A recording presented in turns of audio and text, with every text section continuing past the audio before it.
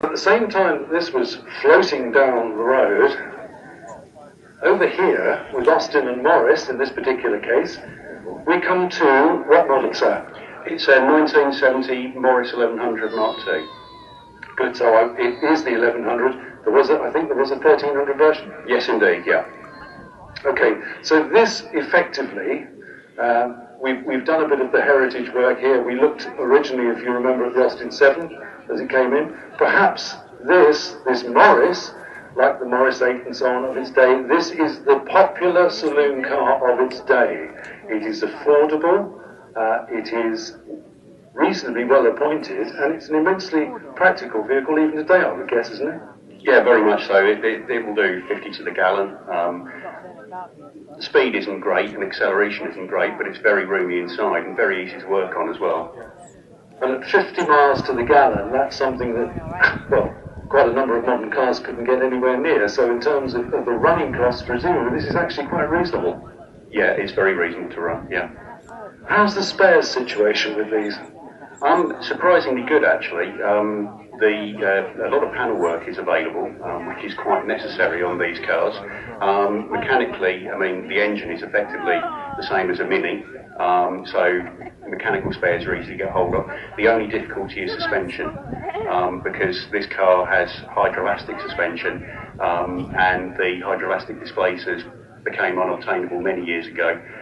So it's the kind of thing that if you see any for sale, you want to get hold of them and keep them as spares. So for those who don't know, the suspension system on this car is such that it has a fluid system effectively that pumps fluid between the wheels depending on the attitude of the car and how the wheel is moving and the pressures that are put on it. It effectively floats on a fluid. That's what it comes down to. But as we were just saying, the units that actually control that on each of the corners, you can't get. So you don't want to find that's leaking because that could put you off the road for some time, I presume. Absolutely, yeah.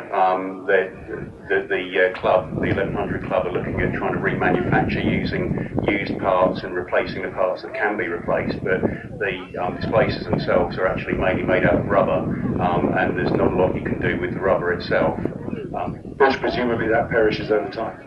Yeah, I mean, I look at the displacers on this car and they do worry me a bit because there's quite a lot perishing on there, but there's not an awful lot you can do about it, really. Best thing to do is don't look. But as far as the panels are concerned, we do know that the Leyland cars at this time were not great when it came to rust prevention. Have you taken any steps to protect this one? Well, I've not actually had this car very long. I only actually got the car in January. But the interesting thing with this car, it's got a sticker on the quarter light. When it was new, it had additional underbody protection added to it. ADA, it was called. I've not heard of that one before. I've heard of Z-Bar and others, but I think that's probably one of the main reasons why this car survived and so many others didn't. It's been great, Nick. Thank you very much for bringing it in. Jolly good. Well, there we are, the 1970s. I enjoyed these cars. I had one of those. I wanted one of those, and I desperately wanted one of those, but that's another story. Gentlemen, thank you. Ladies, thank you. If you'd like to start your engines and take your cars back to the stand, that would be good. Some of those could be back in the arena tomorrow when we do the judging. And boy, have we seen some good cars today, so if they're back tomorrow, I suspect we could see a few of them coming into the winner's enclosure tomorrow. Hopefully you'll be back to see us at that point. I'm just going to go and have a quick look at the programme and see what we're up to next. I'll let you know.